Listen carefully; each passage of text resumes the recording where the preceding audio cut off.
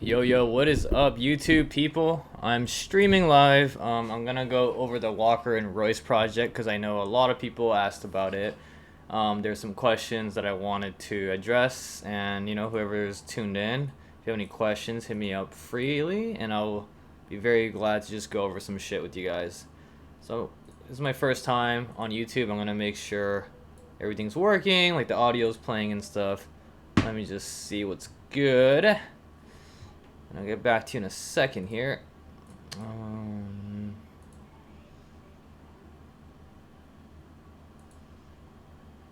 Alright, well, while I figure this out, hope everyone's having a good day. I know we're in very strange conditions right now. Oh, here we go. Having a good day. Alright, cool. The hardest part about streaming is like making sure your audio is working.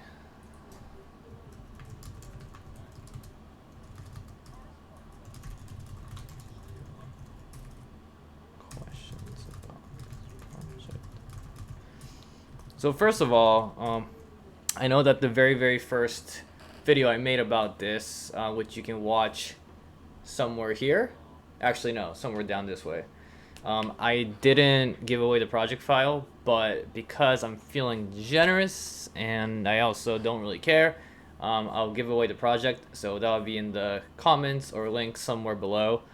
Give me some time to upload it, but I'm gonna make sure that it's accessible to you guys. And next, yeah, I hope you guys are all healthy. I know it's kind of nuts right now, but we gotta adhere to the rules. Don't go out and touch things or cough on people. Just fucking wear a mask. I think wearing a mask is like pretty good for both parties. Like in the beginning they were saying that wearing a mask is like not essential for people who don't have it, but I personally think having a mask, you're already kind of, not only are you not spreading the germs if you do have coronavirus COVID-19, you're also preventing yourself from catching anything if you are in the vicinity, in the range of other people who are possibly sick. But yeah, I hope everybody is okay, and let's go over this project. Hope the audio works. Haven't used OBS in a while, so it might be a little bit choppy, but let's fucking just dive into it. So I'm gonna leave a message here. Let me know if you have any questions, and I'll be glad to help you. Alright, so first question is, hold on, we gotta open this up real quick. First question, Walker and Royce. Alright, let's reference this video real quick. First question is, recreated this and it doesn't sound like yours. You didn't show what envelope 1 does.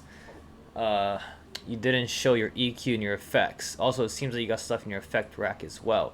Would it make that much of a difference? So, Benny with the 3, you didn't give me a timestamp, but let's just walk through all the different ones and see what the hell you're talking about. So I'm gonna just play the drop. Here you go. All I wanna do is follow you, just say the word. Word.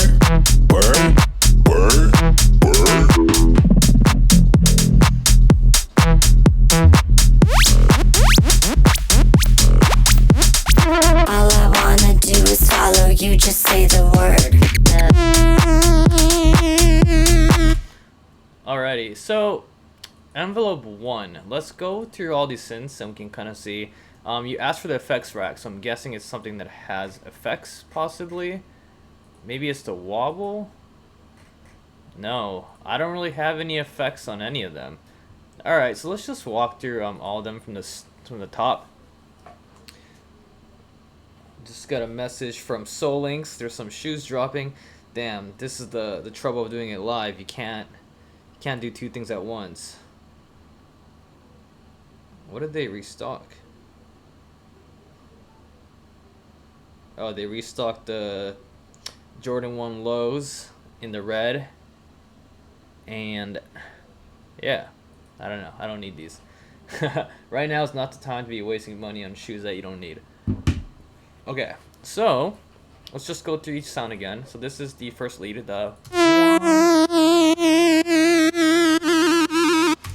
So from what I can hear, it's a saw, obviously. It's wobbling with the kick, which the sidechain is right here. I'm just gonna hold on a second. Okay, I am sidechaining. Let me. I'm just gonna make sure that I'm up to speed with my own broadcasting. Okay, so you can see here the sidechain. I have the knee at 10 dB, the look ahead at 10 milliseconds. So basically what this does, to my understanding, is that it's the audio signal is looking for information 10 milliseconds ahead of time. So I don't know how accurate that actually is, but to me, that 10 milliseconds is compensating for the attack. And yeah, the attack, because you're basically looking for data like if the attack is at negative 0.01 and you're looking ahead at 10 milliseconds, from my understanding, that means it's actually looking at audio at negative 10, right? So when you're ducking that signal, it's like low-key previewing the audio, and that's why I always put my threshold very low, because I think this look ahead compensates for the threshold. Because I know a lot of people like what blows my mind is that a lot of people, when they sidechain, they literally just open compressor, which is stuck at 2:1. I think it's at 2 milliseconds. Let me just double check. I might have changed my default, so I might not show it, but if we go to audio effects, compressor, the default one. Okay, this is the default. I see people just slap this on, they sidechain their kick channel, not a ghost channel, and then they just do this. They go, alright, now we're sidechaining. And that doesn't make any sense. Like, you need to, like, if you want clean music, you need to dial in your compressor. Like, fuck that. Whoever taught you that, forget that right now.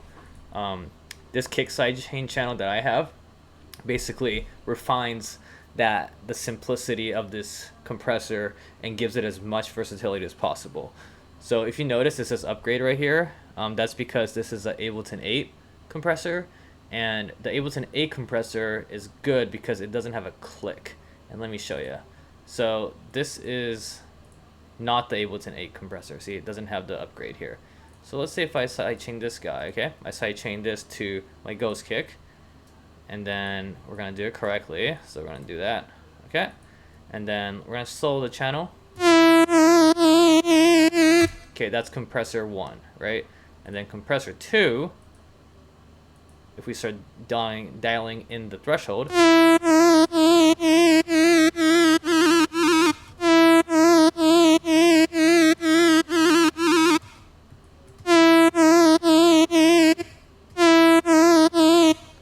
you know what? It doesn't click anymore. I wonder if they fixed it in Ableton 10. Wow, this is like, it's amazing news. Holy shit. Ableton 10 fixed the clicking compressor? Mind blown. Alright. So going back to the sound, the init, here we go. Let's open the first patch. Mine just says init because this was the original file. So I have a distortion saw clip. So we'll solo it. We'll play it without any of the processing. It really doesn't change that much. I mean, I have a saw clip drive which adds some harmonics, but you know, the EQ is very, very light. Like, I just have it at, what is this at? 12,000. Like, that's really not, you know, it's not a steep EQ. I have, yeah, I don't have, it's not really, it's just like, I wanted to cut it because I didn't like the way it was hissing, and it just gets rid of a little bit of hiss. So, yeah, see, it's hissy, right? It kind of rounds off the sound, basically. So that's why that's there. The next sound, the wob. Okay, so that, another simple stab.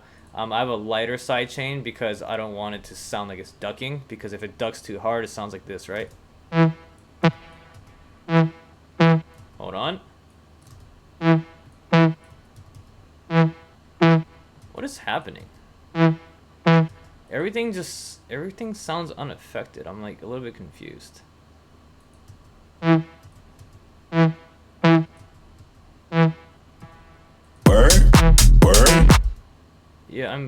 oh, I was holy shit, I was on the wrong channel. Okay, that scared the shit out of me. I was like, there's no way that that's not doing anything. Impossible. Impossible. Alright, let's go back to the wob. Boom. So this one, I didn't even sidechain it. Oh, that's great. Yeah, normally I would sidechain this.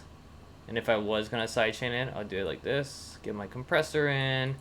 Sidechain, here we go. Goes kick. And then maybe a little bit higher.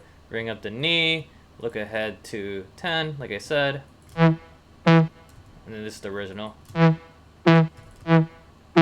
It just helps, like if I was actually mixing this together for a master, it just helps to alleviate a little bit of that headroom so that we can go ham with the limiter, compress it, and get that loud ass mix. So for educational purposes and just, oh shit, my mic.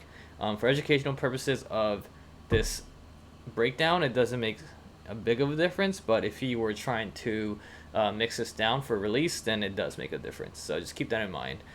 Yeah, compressor 8, 4-to-1, 2-to-1. It doesn't matter too much because it's not like a big sound, and I am rolling off a little bit from here. So another thing I noticed over time is that instead of doing a full cut like this, reducing, see how I'm reducing gently here, right? Like when you take out an entire frequency, you lose the, I think, bass harmonics of the sound, especially when it's like you have a lot of lower sounds competing with each other. But if you roll it down, they still exist, but just at a lower volume. So to me, I find that doing that works a lot more effectively versus rolling off a bunch and then it sounds kind of like hollow and sad and airy. So that's my tip for EQing. Don't just roll off everything because, oh, some tutorials said we gotta go 200. Like, don't do that, okay? Just listen to the sounds and see how every frequency you're sweeping out is affecting the overall sound. And then once that sound sounds good, play in the context of the whole mix so that you can listen to what it actually sounds like relative to everything else. Because I think I said this in one of my other videos, but even if a sound itself sounds great, if it doesn't make sense in the context of everything else, it's like meaningless. So another pro tip. I'm not a pro, by the way, but alright, so the wob, simple.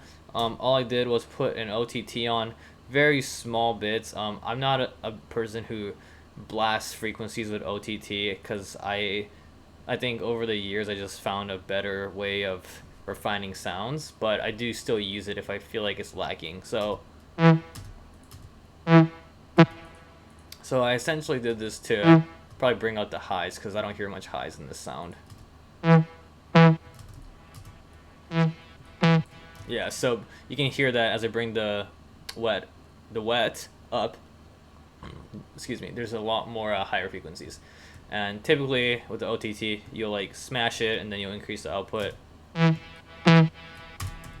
That's like big room kind of shit. But all right, let's see what we have in processing here. We have our basic saw. This I don't know what this is called, but this hybrid sort of wavetable. And then maybe this is the this is the question about processing. So let's turn all this off. So I have a asymmetric, I think that's what asym stands for. Asym distortion. It's giving more grit. I have a phaser. The phaser is there to kind of give it like that nasally, like width kind of sound.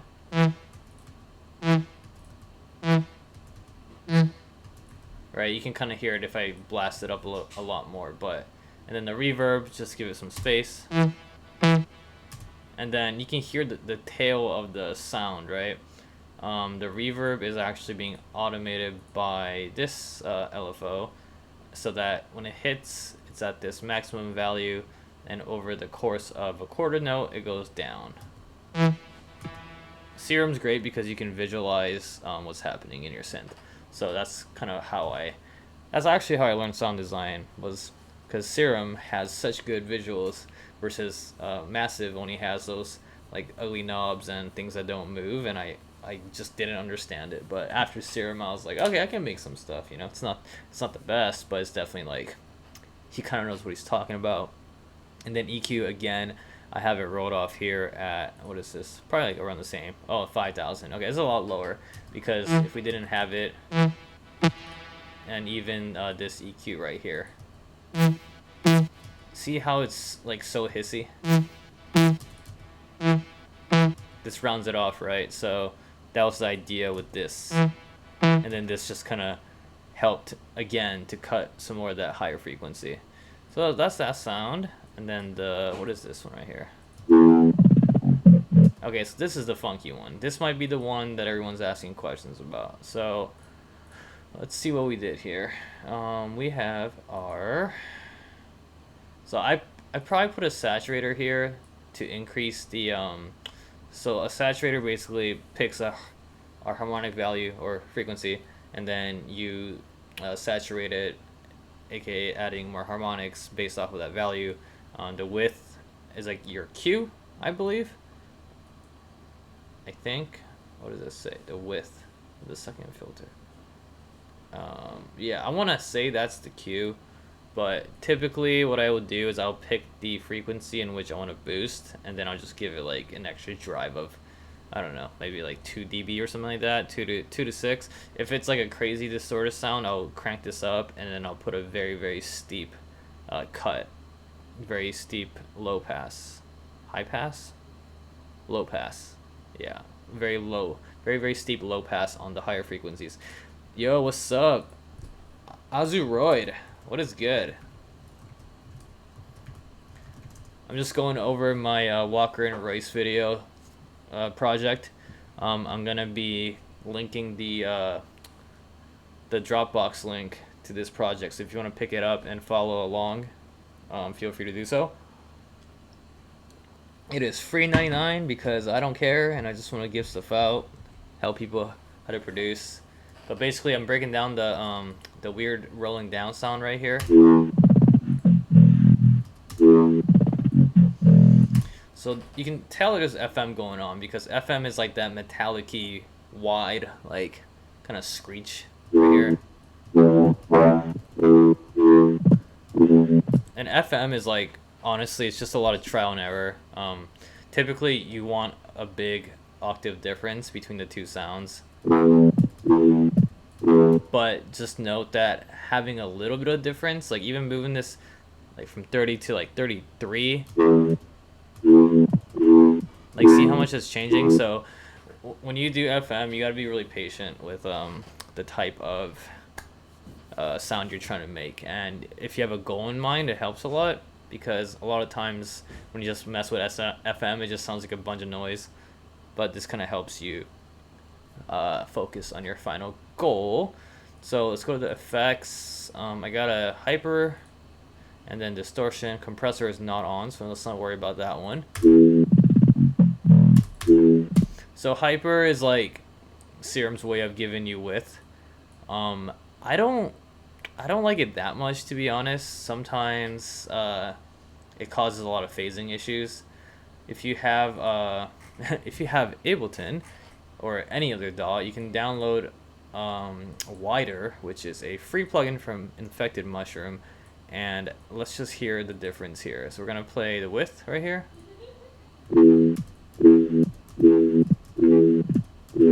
If you have headphones on, you can tell it's getting wider and wider. I will never bring it past like 72, or I don't know. That's like the widest I'll bring it, but it's a cool stereo tool that keeps your stuff in phase. I use this on hi-hats a lot in house music, so that not everything sounds like it's mono. I know that some people are very enthusiastic about keeping shit in mono, but to me, I like having a stereo compatible mix that's also pretty good in mono. So wider is a great tool. Yeah, just go here. Actually, let's go find the link real quick. All right, wider infected mushroom download. There you go. Search it in Google. It's the first link. It is free, I think. Hopefully, yeah, free. Yep. I'll just drop the link. Fuck it. Yeah. So obviously this is not advertising because it's free. So YouTube, don't demonetize my $0. But yeah. So that is that. I use this very often. A trick that I use. So let's say I have the wider, right, on a MIDI channel like this. I would duplicate this. So Command G if you're on Mac, probably Control G if you're on Windows. So see how it turned into a group. Now what you do is you duplicate, just so you actually no, what am I saying? Okay, don't duplicate it. So you don't want to duplicate that because now you have two serums running, versus if you duplicate this, you create your own rack with wider. Like, think of every single plugin as like a new processing station. So we have serum, right? Now it's an instrument rack, but we didn't need it in there, so I'm gonna bring it out. Actually, I don't know if I can bring it out after I do that. Fuck. All right. Anyway, so after we have serum, we have saturator, right? Like I said, I'm trying to have more harmonics around this 146 area because I wanted it to have a little more grit. And then from there, we have this audio effect rack, Command G, on any plugin. And then what you would do is you would duplicate this. So now you have two signals, basically. Because look, if I do this, and then together it should be double the sound. It's clipping, but basically, yes. Now you have two instances of the same sound, right? And you delete this, and now this is your non-affected layer. So what I would do is I would, just to ensure I don't have any phasing issues, I'll put a utility, right? I'll bring down the width. So now we got this in mono, which is dope. And then now we have this, we can crank up the width, right? And now this is wide as fuck. So now you got this very, very wide synth, and then you can play them together. And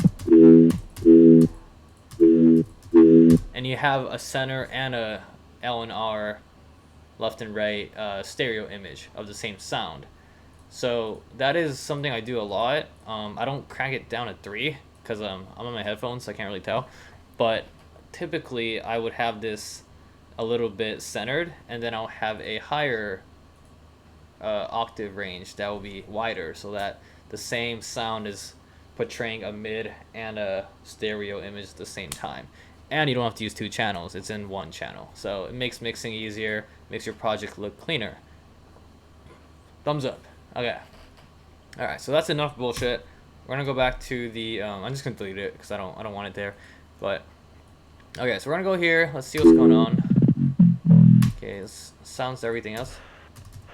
Okay, so I have an Atmos. The Atmos, this is to just give it some higher end, you can tell, because look at that. It's not that high, but it just gives it a little bit of extra sound. And then we have our 2 oscillators. They're both sine waves. And you can see that our filter is doing some work. So this is automating the FM. And this is to give it that wow, like that opening sound. Because if this was in there, turn it off. Come on. Come on. See how it doesn't have like that? Oh, later, Azeroid. Thank you, man. Have a good day. So basically, the trigger, that might have been what you didn't have, the person who asked me the question. The trigger means that every time the note repeats, or the note starts from 0, it re-triggers the envelope. So see how it goes? you can see it's like working hard, right? But if I have it on off, see how the line just keeps on moving? The line is basically like your quantized tempo. So, you know, 1 2 3 4, 1 2 3 4, and basically it depends what you want for the sound. Trigger is if you want the sound to be affected by your modulation every note, and then envelope is if you just want to play once. I would say envelope is something you want like a long build. So if it's like, if you want something to modulate over the course of, you know, 4 bars to 16 bars, I'll put it on envelope. If you want it to trigger, I'll put it, if you want it to play on every single note, I will put it on trigger.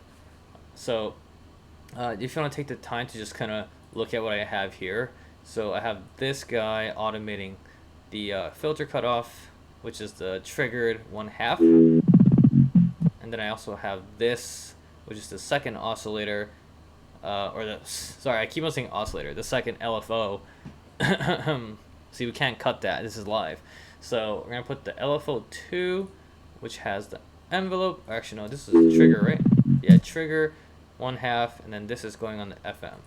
So if we look at the processing, the hyper gives it the dimension, like I said, versus this. Right, very mono, you get that stereo, but again, this kind of creates a phasing issue from what I've seen, at least for bass music. And then we have a soft clip. Soft clip, basically, I just use it to crank up the volume, pretty much. It's like a safe way to bring your volume up without distorting. So that's how I see soft clip. So hopefully that helps you with the sound. And then I have another saturator here with these settings. I didn't really do much, just put the soft clip on, analog clip.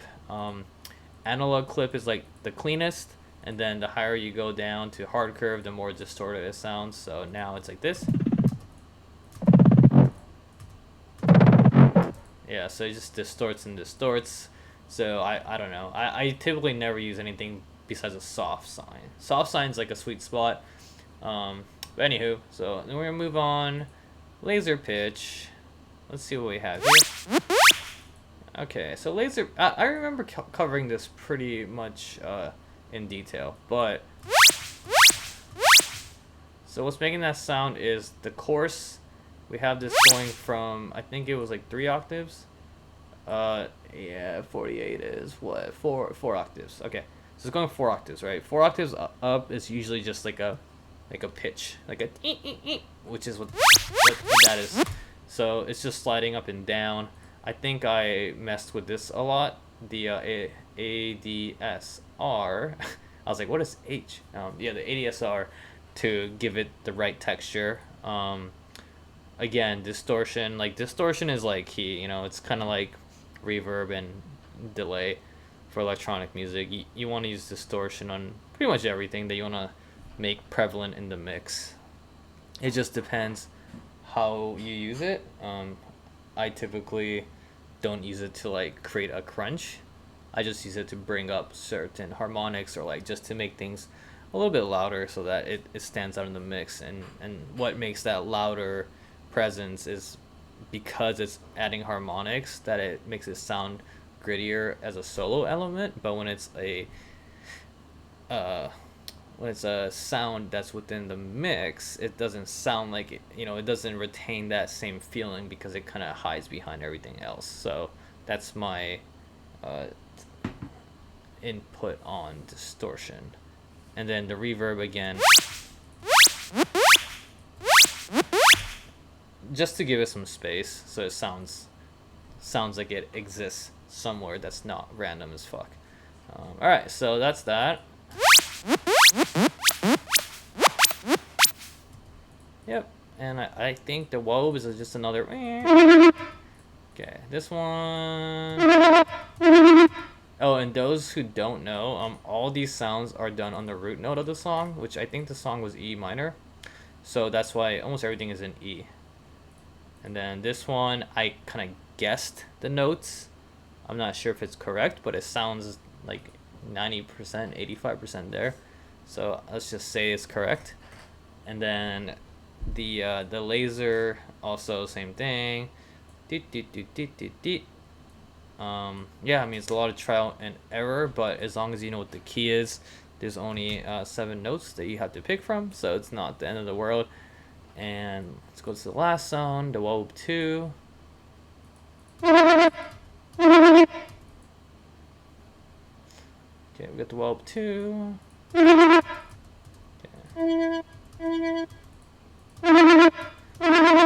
So this sounds like a filtered saw, which it is, and then I think I just added this to... So this 3 unison, typically you pick you pick odd numbers if you want to spread it apart evenly, and also have like a middle signal. The best way to visualize it is you look at this. Look at that. Okay, wow, I didn't even spread it. But to be honest, it's so quiet anyway, you can't even hear it. Like, it only goes up to whatever percent this is, so... oh, I'm about to sneeze. Hold on. Oh, excuse me. Yeah, so... You can see from here that this like, what is this called? Pulse wave? This pulse wave, pulse square pulse. Whatever it's called. It doesn't add that much. Right? I just added it so it kind of has like that lighter, faint sound. Right? It's not like such a predominant component of this sound, but I just thought that it gave it a little bit more texture to give it the sound that Walker and Royce picked. So again, this whole thing I just guessed, right? Like, I don't know if it's right or not, but it sounds close, and it's helped me to dissect their style a little bit, and it's helped me with my own production because now I know how to do these like weird wonky lead sounds that kind of come in and out and make a phrase together. So dissecting music is really cool for your own benefit because you get to kind of see how the pros do it, and then you never know what you might take back from it. So yeah, let's just go through all the envelopes and LFOs. So envelope 1, we have it on volume. I think I have it like this so it just cuts off because it prevents any complications of like tails, or if there's like things that end too quickly. I think I did this so everything ends at the same time. We have LFO 1, which is on 4 places. So I didn't put it on this. I don't know why. I probably should have, because when you modulate one thing, you typically want to modulate everything that has a similar purpose in your sound. So the levels is something that's similar. Filter cutoff is typically related to your levels as well, depending on what kind of sound it is. But for stuff like this, or future bass, because I know you guys all love future bass, you would want to put your levels and cutoffs with the same LFO, because that way you're increasing the volume and you're increasing the amount of filtering at the same time, or the cutoff. So just think of it as like I don't know how advanced you are or how new you are, but these little techniques can help you reduce any confusion or gray area that you have about sound design. Like, you don't need to put a different LFO on every single component. Typically, putting the same LFO on a lot of things, you get a more uniform sound and not just like a bunch of crazy sounds. Oh, excuse me, and noise. So that is what I would do. I also have this semitone parameter that's oscillating with the LFO, I think. Yes, it's oscillating a little bit because I didn't want to do it the same way I did the other one where I modulated the pitch. I did this because it's such a short little sound that I didn't want to draw the automation. So by being lazy, I just used the exact same LFO. Yeah, so if that doesn't make sense, just drag this on here and see how it changes. See, it's given like a little bit of oscillation, because if that wasn't there, right, it's nothing. Oh, it got rid of it. All right.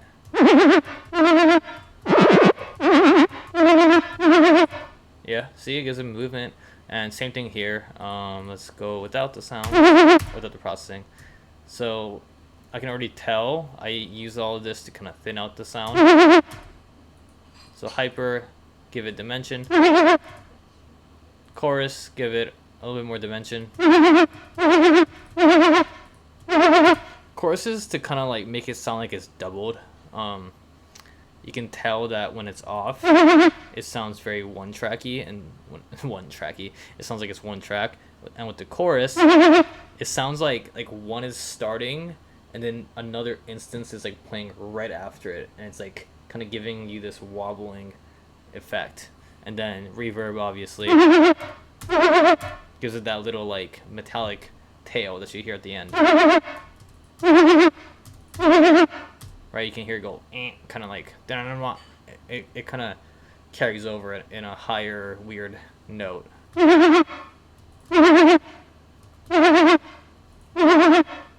Yeah, so again, very subtle stuff, but it kind of brings the sound together. And I think that is it. I actually didn't sidechain a lot of this stuff because I think I don't know why I didn't sidechain it. But alright, let's give it a listen and see how we feel about this. Here we go.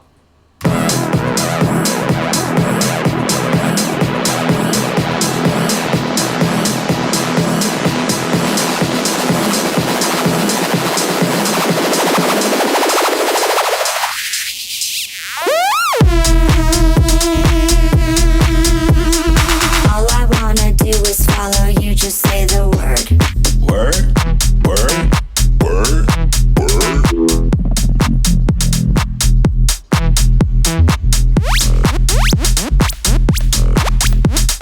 All I wanna do is follow you, just say the word. Alright, dope. I'm glad it still sounds okay. Yeah, I'm gonna give this project away because fuck it. It's coronavirus times, so you know, we gotta help each other out. And yeah, if you guys have any questions furthermore, just leave it in the comments and I will keep my eyes peeled. Feel free to DM me on SoundCloud or Instagram, and I'll get back to you guys ASAP. So yeah, hope you guys have a good day, and I'll see you all next time.